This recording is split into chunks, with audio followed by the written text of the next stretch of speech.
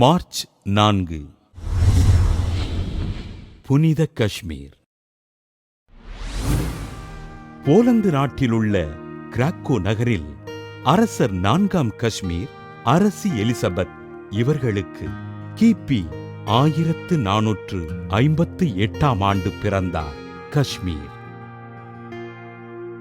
மரியன்னையின் பக்தியில் சிறந்து விளங்கிய காஷ்மீர் இறை ஞானத்திலும் கல்வியிலும் சிறந்து விளங்கினார். மக்களிடம் அன்பு கொண்டு அனைவருக்கும் ஆதரவாக விளங்கிய இவரை ஹங்கேரி மக்கள் தங்களது அரசராக ஏற்றுக்கொள்ள ஹங்கேரி நாட்டின் அரசராக சிறப்பாக ஆட்சி புரிந்தார். அரசராக ஆட்சி செய்வதில் விருப்பமில்லாத காஷ்மீர் அப்பதவியினை துறந்துவிட்டு எளிய மக்களோடு இணைந்து அம்மக்களிடையே ஆண்டவரின் நற்செய்தியினை அறிவித்தார்.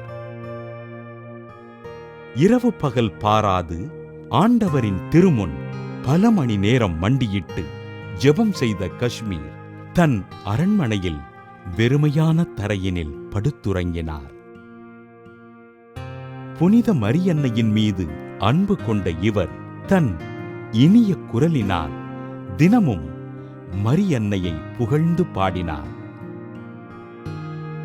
அரச பதவியில் நாட்டமின்றி எளிமையாக வாழ்ந்து ஆன்மீகத்தில் திளைத்திருந்த காஷ்மீர் காச நோயினால் உடல் நலிவுற்று கிபி 1484ஆம் ஆண்டு மார்ச் 4ஆம் நாள் விண்ணகம் அடைந்தார்.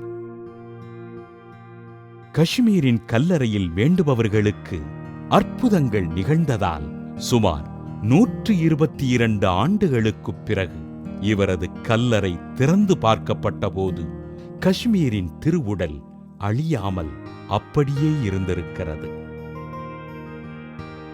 அரசரின் மகனாக பிறந்து எளிமையாக வாழ்ந்து மக்களுக்கு ஆண்டவரின் பணிகளைச் செய்து மறைந்த காஷ்மீரை திருத்தந்தை 6ஆம் அட்ரியன் புனிதராக உயர்த்தி போலந்து மற்றும் லித்வானியா நாடுகளுக்கு பாதுகாவலராக அறிவித்தார். புனித காஷ்மீர் திருவிழாவினை கொண்டாடுகின்ற நாம் உலக நாடுகளுக்கிடையே ஒற்றுமை வளரவும் உலக மக்கள் சமாதானத்தோடு வாழவும் செபிப்போம்.